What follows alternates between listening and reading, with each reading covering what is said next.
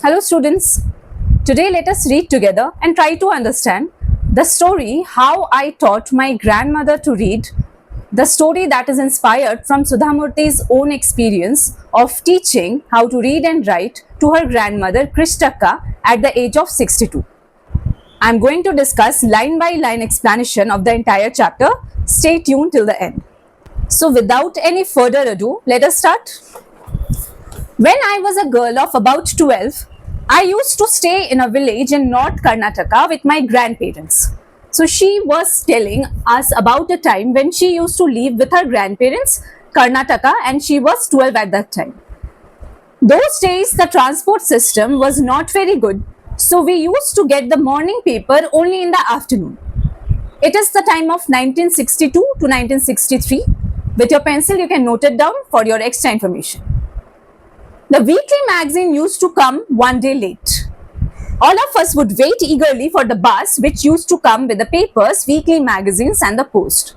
So if you are asked the question for what they would eagerly wait, it would be the papers, magazine and the post. At that time, Triveni was a very popular writer in the Kannada language. She was a wonderful writer. Her style was easy to read and very convincing.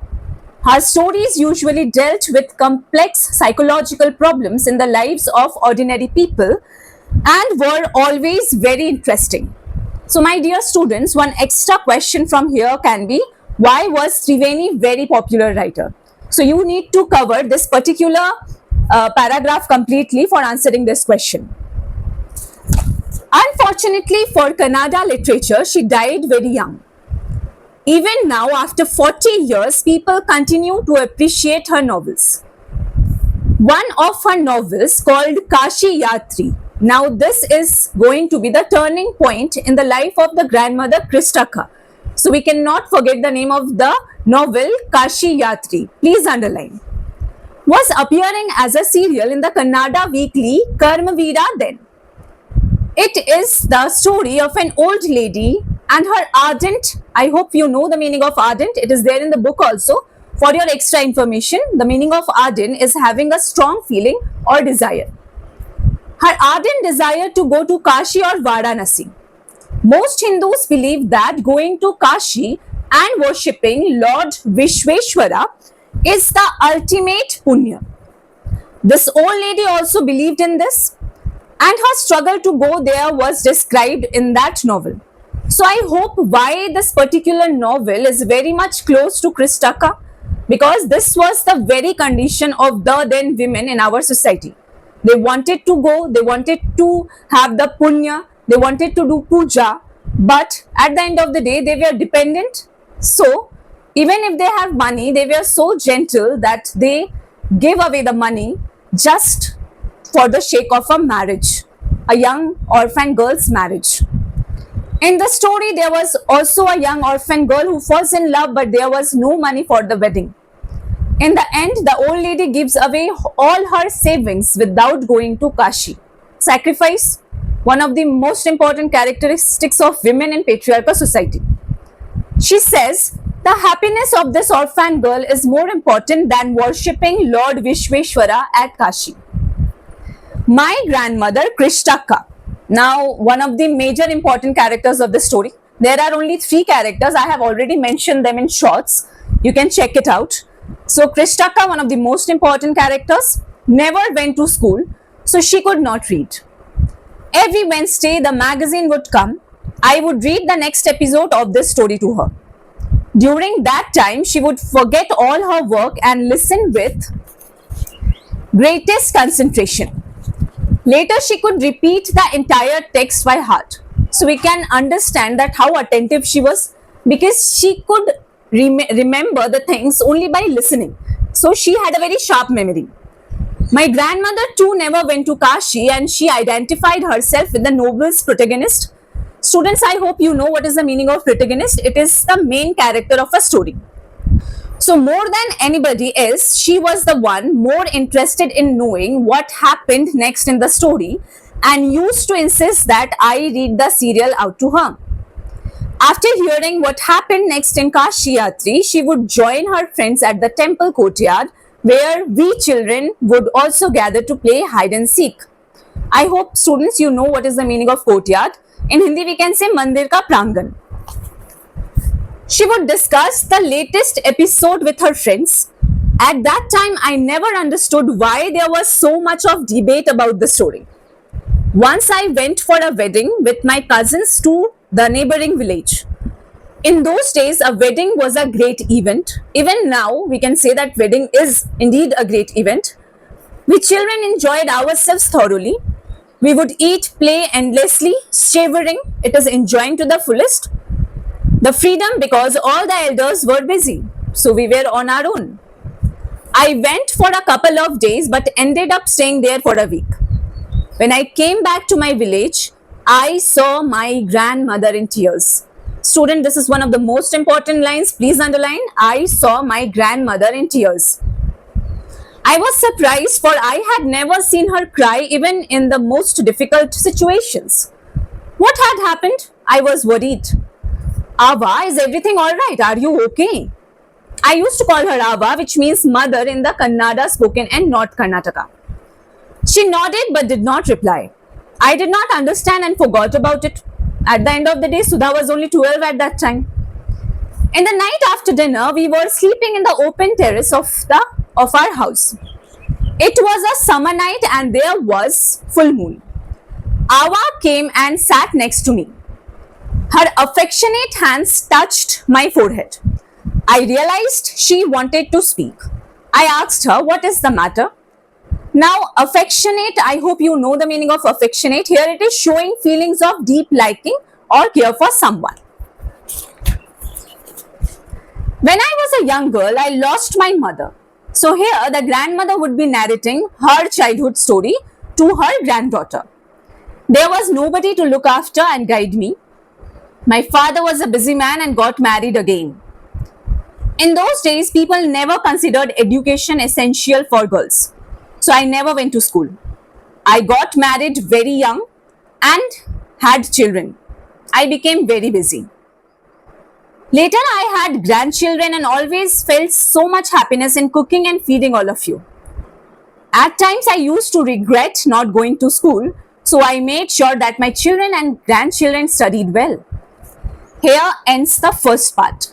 Let us start with the second part.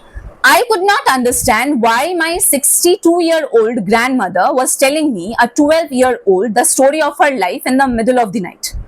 But I knew I loved her immensely and there had to be some reason why she was talking to me. I looked at her face. It was unhappy and her eyes were filled with tears. Even today, I cannot forget the worried expression on her face. I leaned forward and held her hand. Ava, don't cry. What is the matter? Can I help you in any way? Yes, I need your help. So this line is also very important. Students, underline it. Here you can get the question such as, how can the narrator help her? Because in the next lines, the grandmother is going to tell her how she can help her. You know, when you were away, Karamveera came as usual. I opened the magazine. I saw the picture that accompanies the story of Kashi Yatri. I could not understand anything that was written. Many times I rubbed my hands over the pages, wishing they could understand what was written. But I knew it was not possible. If only I was educated enough, I waited eagerly for you to return. I felt you would come early and read for me. I even thought of going to the village and asking you to read for me. I could have asked somebody in this village, but I was too embarrassed to do so. I felt very dependent and helpless. Now, the next line again is very important. What was the reason of her being helpless and dependent? We were well off. It means they were rich enough, wealthy enough. But what use is money when I cannot be independent? This line has a very deep meaning, my dear students, that money cannot buy happiness, money cannot buy everything. I did not know what to answer, but Ava continued. I have decided I want to learn the Kannada alphabet from tomorrow onwards. I will work very hard. I will keep Saraswati Puja during the Shara as the deadline. That day, I should be able to read a novel on my own. I want to be independent.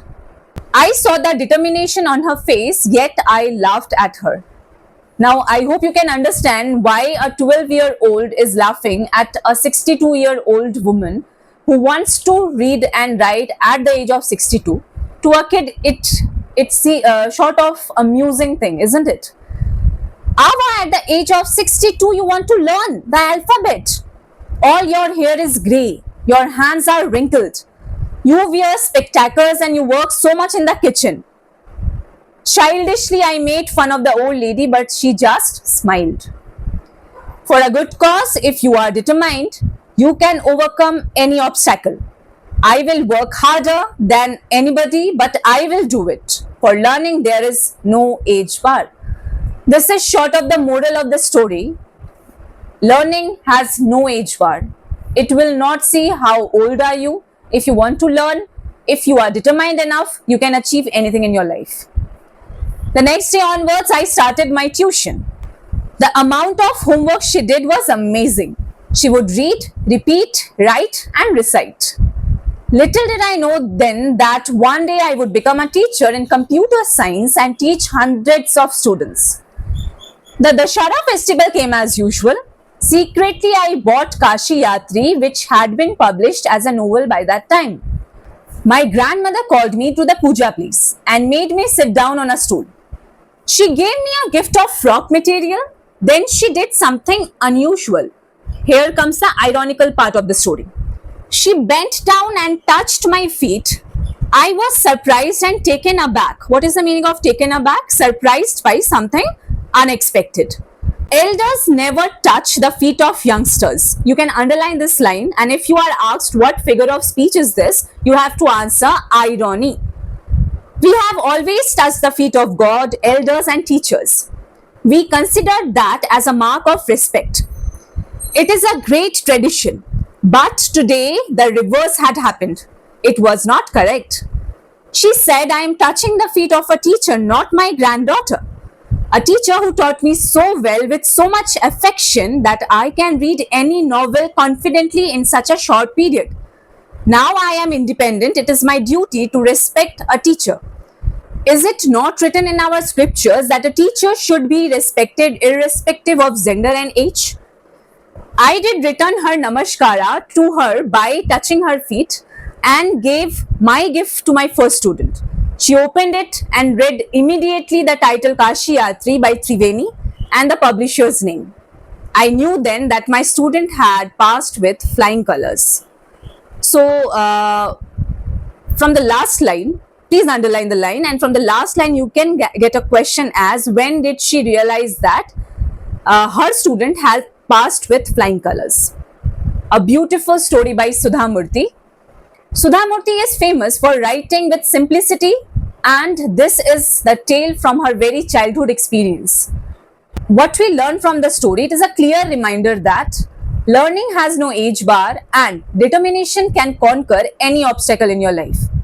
Thank you so much for watching. I have also discussed the themes, introduction, characters, figures of speech in my shorts. I have added the links in the description box. Please check it out if it can help and share it with your friends. Thank you so much for watching. See you in the next one.